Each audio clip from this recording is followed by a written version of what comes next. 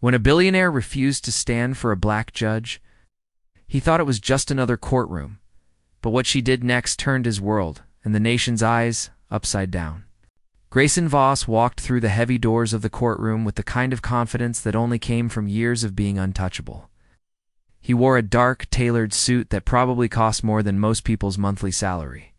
His hair was neatly combed back, and the golden cufflinks on his sleeves gleamed as the morning sun hit them through the tall windows. Cameras flashed as soon as he entered. Reporters whispered from the sidelines, trying to catch every second of the billionaire's rare public appearance. Grayson was a tech mogul. His company, Voss Dynamics, had become one of the most powerful corporations in the world. Known for bold ideas, aggressive expansion, and a sharp business mind, he had built an empire by the time he turned 40. But with that empire came controversy. Employees had accused him of discrimination. There were stories of women being ignored. During meetings of black and Hispanic workers being denied promotions and of interns being treated like shadows. He always denied everything. He had expensive lawyers, PR managers, and a powerful media team that made sure his name remained clean, at least in the headlines. But this time, things were different. The court had finally accepted a major class action lawsuit against him, and he was required to appear in person. He didn't want to. He thought it was a waste of time. "It's just theater," he had told his lawyer the night before. "These people want a show. Let's give them one." As Grayson walked toward the defendant's table, his legal team followed him like a flock of loyal birds. They whispered, adjusted their files, and tried to look busy, but even they were nervous. They knew who the judge was going to be, and that made all the difference. At exactly 9 a.m., the door behind the bench opened, and Judge Maya Langston entered the courtroom. She was dressed in her black robe, with her hair tied back neatly and a focused, calm expression on her face. She didn't need to speak to command attention. Her presence alone shifted the energy in the room. Everyone stood. The lawyers, the audience, even the court reporters rose as a sign of respect. It was a standard practice in any courtroom. But one man stayed seated. Grayson Voss remained in his chair. He didn't even flinch. No. He looked straight ahead with a bored expression, his arms resting comfortably on the table in front of him. His lawyers glanced at him in panic. One of them whispered, "Mr. Voss, you should stand." He didn't respond. Another tried to nudge him discreetly. Still nothing. The cameras caught it. The audience noticed. And most importantly, so did Judge Langston. She didn't say a word about it. She simply sat down, adjusted her papers, and began the proceedings. But inside, she had already made a mental note. Judge Maya Langston had seen a lot in her career. She had faced disrespect, prejudice, and arrogance more times than she could count. But she never let it shake her. She had grown up in the South, raised by a single mother who worked 2 jobs to put food on the table. Education had been her way out. She worked harder than everyone else because she knew she had to. She didn't have rich parents or connections. All she had was her mind and her determination. She graduated at the top of her class at Harvard Law and went on to become one of the most respected judges in the country. She was known for being fair, brilliant, and calm under pressure. But she was also known for not tolerating disrespect in her courtroom. Grayson didn't know, or maybe he didn't care. In his mind, judges were just another part of the system. He could buy, manipulate, or ignore. He had stood for male judges before. He had joked with them, shaken their hands, even laughed in their chambers. But seeing a black woman in that position was different to him. Unspoken, but clear. As the case began, Judge Langston addressed both legal teams and laid out the schedule. She spoke in a calm and clear voice, every word measured. Her authority was quiet but strong. Grayson kept his eyes on his phone under the table, occasionally whispering to his lawyer. The judge noticed that too. After the first 10 minutes, the judge turned her attention to the audience and reminded everyone that cameras would not be allowed once the main hearing began. Reporters scribbled in their notebooks, and some were already tweeting about what had just happened. "Billionaire refuses to stand for judge," one reporter wrote. "Disrespect or statement," another questioned.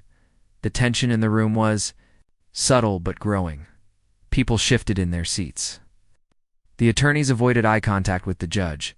It was clear that something unusual had happened, and nobody knew what. Judge Langston would do next. The first part of the trial involved opening statements. The lawyers for the plaintiffs, the former employees who had filed the lawsuit, stood and began to speak. They talked about how many workers had suffered under Grayson's leadership. They described a pattern of discrimination, hostile work environments, and silenced complaints. They explained how people were fired after speaking up, how HR departments were pressured to ignore issues, and how promotions always seemed to go to the same kind of person: white, male, and connected. Grayson leaned back in his chair during all of this, his fingers tapping the table. He didn't look concerned. Whispered to his lawyer again and even yawned once. His body language screamed one thing: I don't care. But Judge Langston cared. She listened to every word with full attention. Her face was unreadable, but her eyes were sharp. She took notes, marked sections, and occasionally nodded. She had read all the case files in advance. She knew the stories. She had studied the evidence. And now she was watching the man at the center of it all, when it was the defense team's turn. Grayson's lead lawyer stood up and painted a very different picture. He spoke of innovation, of rapid company growth, of high pressure decisions. He said Voss Dynamics had hired thousands of people from all backgrounds, and that any issues were isolated incidents. He said the company had internal programs for diversity. He made it sound like the complaints were exaggerated or part of a plan to bring down a successful businessman. Judge Langston didn't interrupt. She didn't show emotion. But Grayson still felt like she was watching him too closely. Yes. At one point, he shifted in his seat, uncomfortable for the first time since. Walking in as the day continued, more details came out. Emails, witness testimonies, and internal reports began to show cracks in the defense. But Grayson still sat with that same smirk, that same confident posture. He laughed at a few things his lawyer said and shook his head when employees' stories were read aloud. Judge Langston noticed every reaction. She didn't comment. Not yet. But each moment added to the full picture forming in her mind. By the end of the session, the courtroom was buzzing with quiet tension. Everyone knew that something was building. The disrespect at the start of the hearing had not been forgotten. People wondered why the judge hadn't responded. Would she let it go? Would she bring it up? What would she do next? As everyone stood. Again, while the judge exited the courtroom, Grayson finally stood up, but only halfway, and only after a long pause. His actions were clear. He didn't respect the court. He certainly didn't respect the woman running it. But Judge Langston, calm as ever, simply gathered her papers and walked out. Outside, reporters rushed to share what had happened. Social media lit up with reactions. Some people were outraged. Others were shocked. Many praised the judge for staying calm and professional. But almost everyone was asking the same question. What will she do next? What Grayson Voss didn't understand was that Judge Maya Langston wasn't just thinking about him. She was thinking about what his actions meant. She had spent her life rising above people who thought she didn't belong. She'd learned to let their arrogance fuel her discipline. She never shouted. She didn't need to. Her power came from her mind, her voice, and the truth she carried with her. And now she had a courtroom, a bench, and a case that would allow her to do what she did best: deliver justice with calm, quiet strength. Grayson had refused to stand for her, but soon he would have to listen. And that was just the beginning. The courtroom had never been so full. On the second day of the trial, more people arrived than expected. Journalists lined up early, hoping for good seats. Former employees of Voss Dynamics sat quietly, their faces tense, ready to testify. Even some curious members of the public came just to see what would happen next. Something about the atmosphere felt heavy, like the beginning of a storm. Grayson Voss arrived in his usual way, surrounded by lawyers. Expensive suit, freshly pressed, and not a single hint of worry on his face. His walk was slow, almost lazy, like a man who believed nothing in this room could touch him. When the judge entered and everyone stood, this time he did too. But not because he respected her. His lawyers had warned him. The media is watching, they told him. You're hurting your image. So he stood quickly, stiffly, and without emotion. It wasn't real. It was strategy. Judge Maya Langston entered the courtroom with her usual calm. The room greeted the court formally and began the day's session. She didn't mention what had happened the day before. She didn't need to. Her silence had already spoken louder than words. The first person called to the stand was Samantha Ruiz, former project manager at Voss Dynamics. She was in her late 30s, dressed in simple professional clothes, and her hand shook slightly. As she raised her right hand to swear the oath, she took her seat and looked across the room. Her eyes briefly met Grayson's. He didn't even blink. Samantha began by describing her time at the company. At first, she had been excited. It was a dream job working for one of the fastest-growing tech firms in the world. She had ideas, energy, and ambition. She believed she could grow there. But slowly, things began to change. Her suggestions were ignored in meetings. Her reports were edited without her knowledge.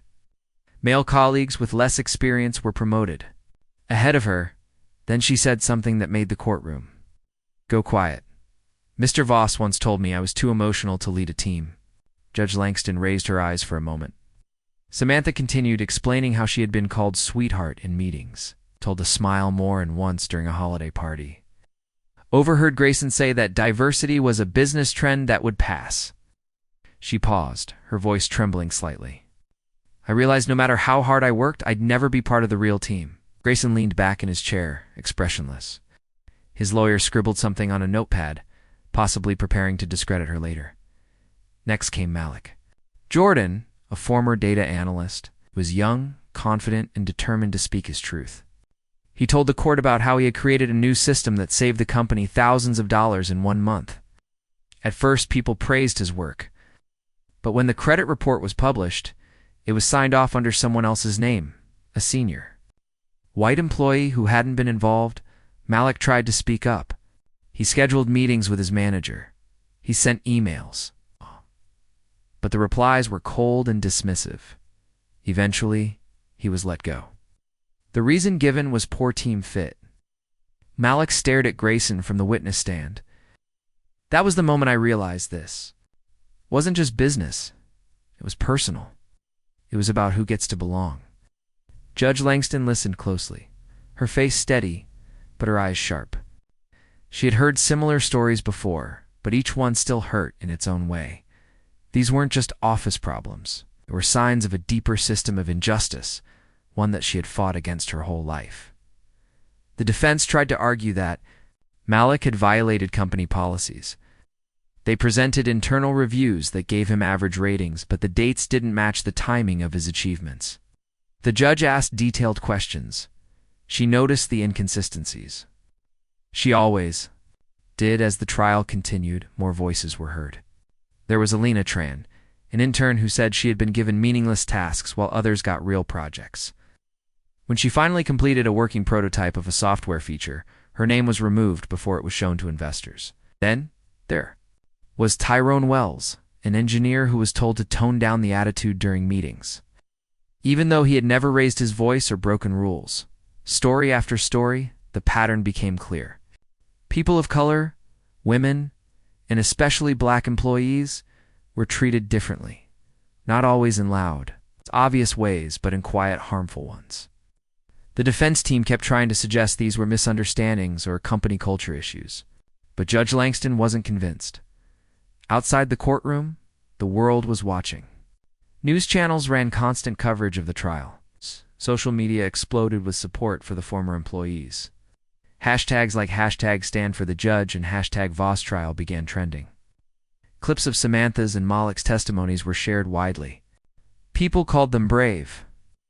Some shared their own stories of workplace injustice. For many, this trial had become more than just a legal case. It was a symbol of something bigger. Grayson saw the headlines, but acted like they didn't matter. In his mind, this was just temporary noise. He believed his lawyers would find a way out, like they always did. He had faced lawsuits before. He had always won, or at least he had paid his way to silence. But this time, things were different. What Grayson didn't know was that Judge Langston had read all the case files deeply. She had stayed up late at night going through every page of evidence, every email, every note from past HR meetings. She saw the patterns, and she saw something else to dash herself. In each of these witnesses, she saw a piece of her own story. The young woman who worked twice as hard for half the credit. The black student whose ideas were ignored until someone else repeated them. The intern who never got a chance to prove her skills. She remembered walking into rooms where no one looked like her. She remembered keeping her head high while people doubted her simply because of her skin. And now, she had the power to make sure someone like Grayson Voss faced the truth. During a short break in the afternoon, Grayson spoke to his lead attorney. In a low voice, "This is getting out of control," he said, frowning. "Why aren't we shutting this down?" The lawyer looked uneasy. "The judge isn't like others we've dealt with. She's smart, and she's watching you closely." Grayson scoffed. "So what? It's all politics. She just wants attention." But deep down, something was bothering him. For the first time in years, he felt like the usual tricks weren't working. His charm didn't matter here. His power didn't impress Judge Langston. In fact, it made her more alert. That evening, the judge stayed in her chambers long after the courtroom had emptied. She sat at her desk, surrounded by folders and notes. She reread each testimony, marked key points, and paused often to think. She wasn't just preparing for the next session. She was preparing for something bigger. She knew that this trial could become a turning point not just for the people involved, but for others watching from the outside. She didn't just want to make a legal judgment. She wanted to send a message. Meanwhile, back at his hotel, Grayson received a call from his PR team. "We need to make a statement," one of them said. "You're being seen as arrogant. The story about you not standing for the judge is everywhere." Laughed bitterly. "I'm not apologizing for sitting. It's a courtroom, not a church." But even as he said those words, he felt a small seed of doubt.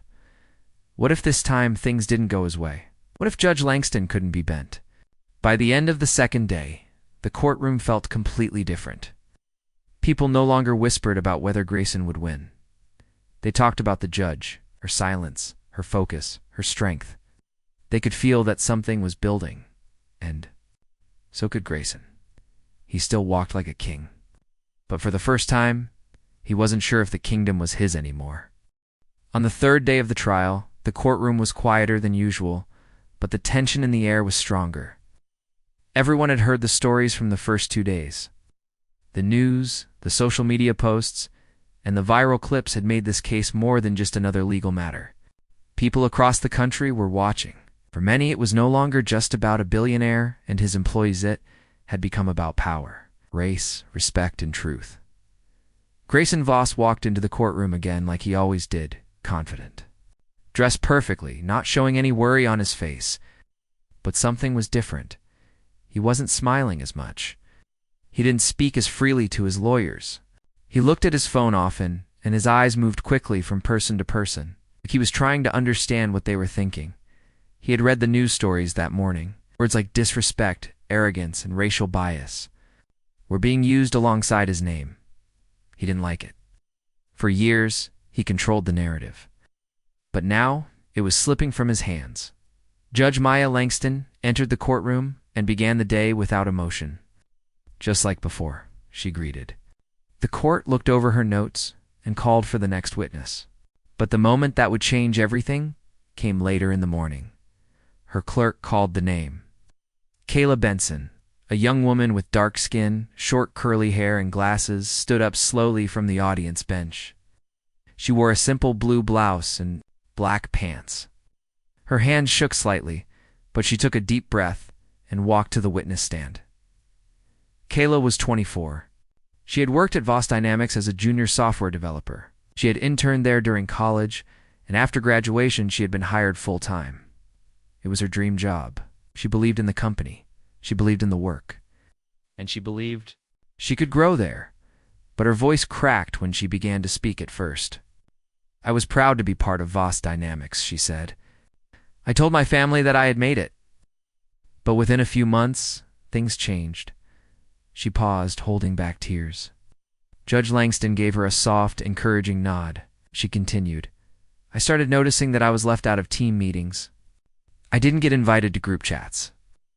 I asked for feedback, but my supervisor said, just try to fit in more. Her hands were shaking again. Then one day, I walked into the break room and heard two senior engineers laughing. One of them said, she's just here so the company can tick a diversity box. And they both laughed. The courtroom fell completely silent. Kayla's voice dropped lower. I went to HR, but nothing happened. A week later, my project was given to someone else. Then I was asked to help train a new intern, someone with less experience than me, and later, that intern got promoted above me. She looked directly at Grayson, and I remember one moment clearly. You visited our office one day. You came by our floor and shook hands with the senior engineers. You walked past me like I didn't exist. Grayson shifted in his seat, opened his mouth slightly as if to speak, then stopped. His lawyer looked at him, unsure what to do. I started having panic attacks, Kayla continued. I cried at home. I began to believe maybe I wasn't good enough. She paused again, took another deep breath, and looked at Judge Langston. But then I saw someone who looked like me on the news. A judge. A black woman. And I thought maybe I do belong. Maybe the problem wasn't me. Judge Langston didn't move, but her expression softened for just a moment. Kayla wiped her eyes and ended her statement. I'm not here for revenge. I just want to be seen, to be treated like I matter. The courtroom was still. Everyone seemed frozen. Even Grayson sat completely still, his hands clenched on the table. Then, something happened that no one expected. Grayson chuckled. A short, quiet laugh. Just one breath of a sound, but loud enough for everyone to hear. Judge Langston's eyes moved to him instantly. She didn't speak right away. She simply looked at him, her expression unreadable. Kayla looked down, her face pale. People in the audience shifted uncomfortably. The judge tapped her pen gently on her desk, then spoke in a clear, firm voice. Mr. Voss, was something amusing to you? Grayson, realizing people were staring, sat up straight and replied, No, Your Honor. Just a cough. But everyone had heard it. No one believed him. Judge Langston didn't argue. She just nodded and turned back to the witness.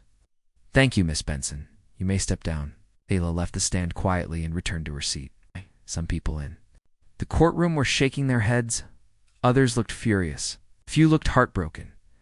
Judge Langston sat back, took a long pause, and then did something no one saw coming. She said, Court will take a short recess.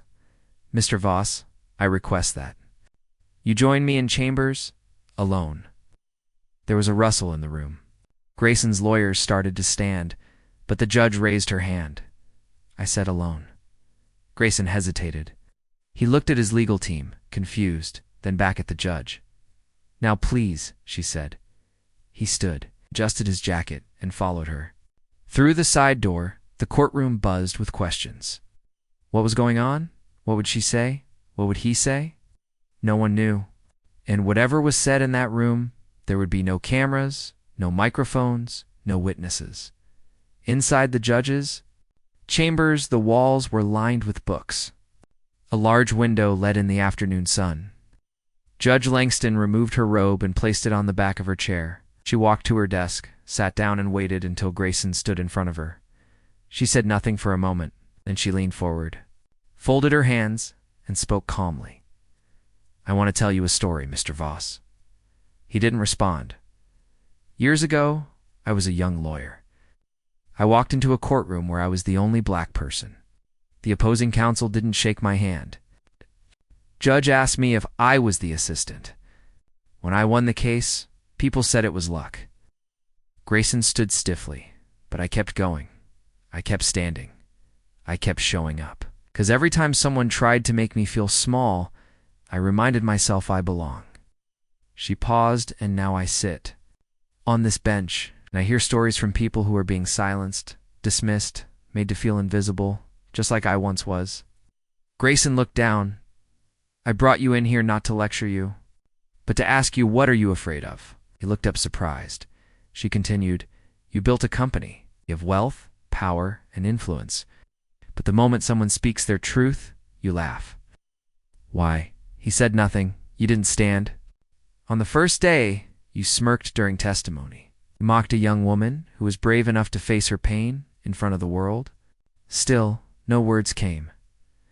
Judge Langston leaned back slightly. I've seen men like you before. But what makes you different is that you're being given a chance right now. A chance to do something rare, to listen, to understand, to grow. Stood up.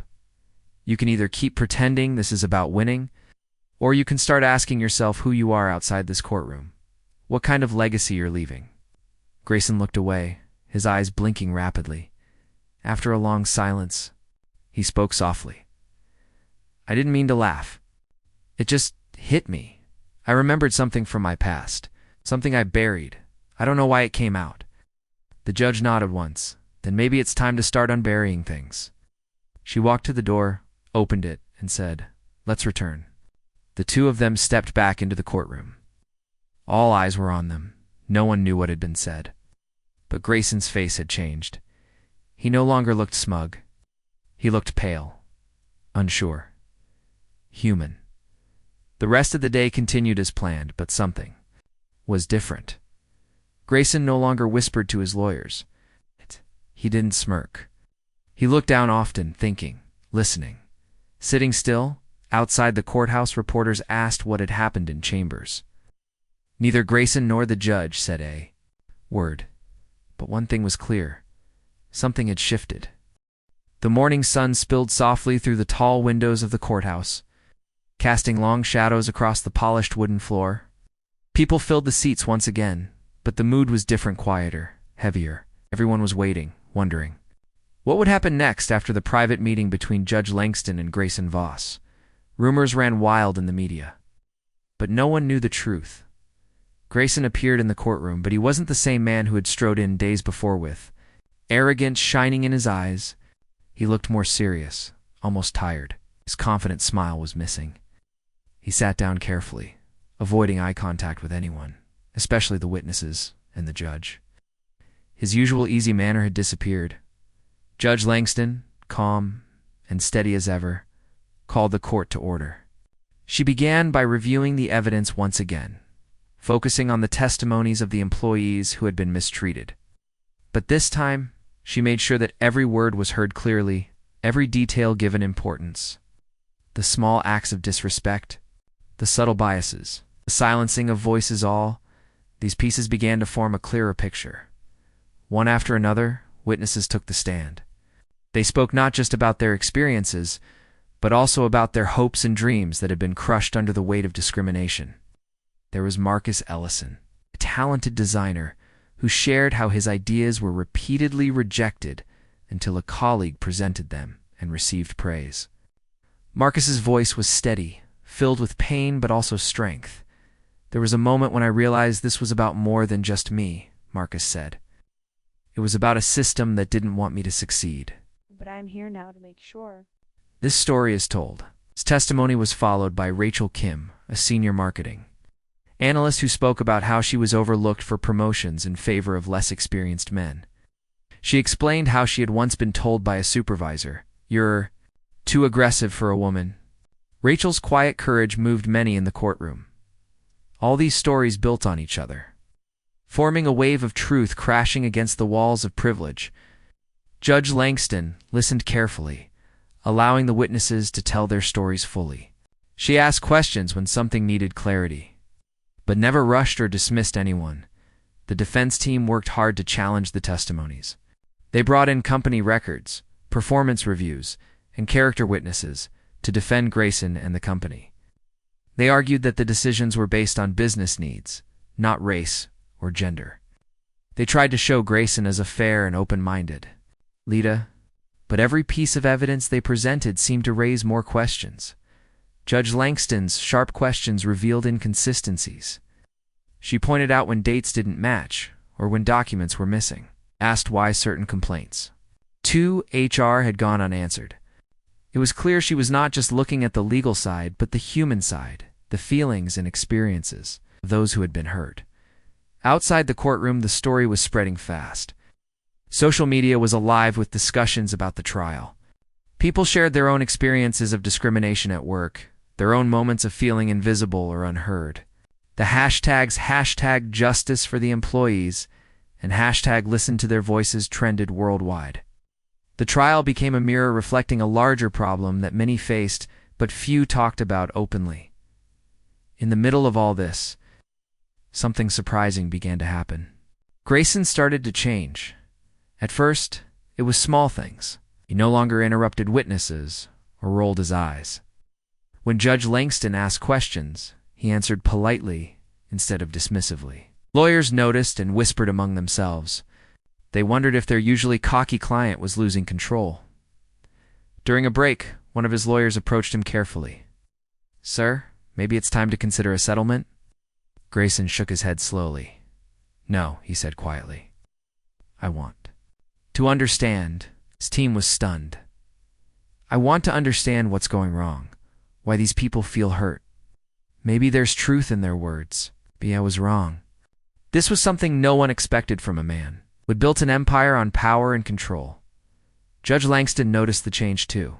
In one session, she paused and looked directly at Grayson. "Mr. Voss," she said softly, "this trial isn't about destroying you. It's about uncovering truth and finding a way forward."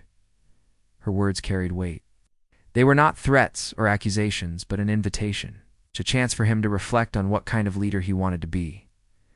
Grayson looked at her for a long moment, then nodded. The next day, a new witness came forward, Tanya Davis, a former HR manager at Voss Dynamics. Her testimony shocked many. She spoke honestly about the difficulties she faced, trying to address complaints within the company. She explained how the corporate culture resisted change and how she was often ignored or pushed aside when she tried to report bias or unfair treatment. "I wanted to make things better," Tanya said, but the higher-ups didn't want to hear it. They said these were just isolated incidents. "But I saw patterns, and I reported them," her words confirmed. What the employees had said, the problem wasn't just a few bad managers or misunderstandings. It was a system that protected the powerful and silenced those who spoke out. Grayson sat silently during Tanya's testimony. For the first time, he seemed to feel the weight of what had happened under his leadership. Looked older, worn, as if a heavy burden had been placed on his shoulders. Judge Langston allowed Tanya to finish, then asked a few careful questions to clarify her statements. The courtroom listened intently. After the session, the judge made an unexpected announcement. She wanted the company's internal emails from the last 5 years reviewed by an independent team. She believed there was more to uncover emails. That might reveal the true attitude at the highest levels of the company. The defense team protested. They said this was an invasion of privacy, a waste of time. But the judge was firm. "Transparency is necessary," she said. "If we want justice, we must see the full picture." This decision shook the trial. It was clear that the judge was not just following rules, but seeking deeper truth. The courtroom buzzed with anticipation. What would the emails reveal? Would they confirm the stories of bias, or would they defend the company's image? Meanwhile, the pressure on Grayson increased. Investors began to ask questions. Some employees at Voss Dynamics felt encouraged and spoke up more openly. Others remained fearful but hopeful that change might come. The media coverage intensified. Stories about workplace discrimination became front-page news. Activists held rallies supporting the employees. CEOs of other companies were asked about their own diversity practices. The trial had become a national conversation about race, power, and respect. At the center of this storm was Judge Langston, quiet but strong. She managed the courtroom with fairness, but also a clear sense of purpose. She was not just a judge. She was a leader, inspiring people to face difficult truths. Grayson began to take steps on his own. In private meetings with his lawyers and advisors, he spoke about the need to change the company culture. He asked questions he had never asked before. He listened to ideas about diversity training, better complaint processes, and more inclusive hiring practices.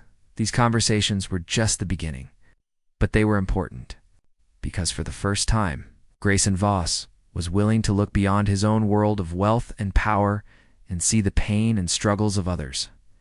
The trial was far from over. There were still many battles ahead, legal, personal, and cultural. Something new was growing inside that courtroom. A chance for healing, understanding, maybe even redemption. Judge Langston closed the day's session with a simple statement. This trial is about more than a company or a man. It's about justice, respect, and the future we want to build. Let us move forward with courage and honesty. As the courtroom emptied, people felt the weight of her words. They felt the hope of change. And for Grayson Voss, the road ahead had suddenly become clear, but also much harder than before. The final day of the trial arrived with a mixture of anticipation, anxiety, and quiet hope. The courtroom was packed with reporters, employees, lawyers, and everyday people who had been following the case closely. This was the day when the truth would be fully revealed and the judgment would be delivered. But more importantly, this was the day when real change might begin. Grayson Voss sat quietly in his seat. Gone was the confident, arrogant billionaire who had once refused to stand for Judge Langston. Now he seemed reflective, even humble. The weeks of testimony, the stories of pain and resilience, and his private conversation with the judge had all taken their toll. He knew the world was watching, and he knew that his future and that of his company depended on what happened today.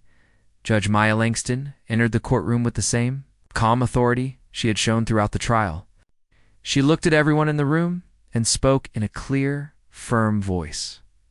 This trial has been about much more than one company or one man. It has been about respect, fairness, and the courage to face uncomfortable truths. We have heard powerful stories from employees who were brave enough to speak up. We have seen evidence that shows both failure and potential for change. She paused and looked directly at Grayson.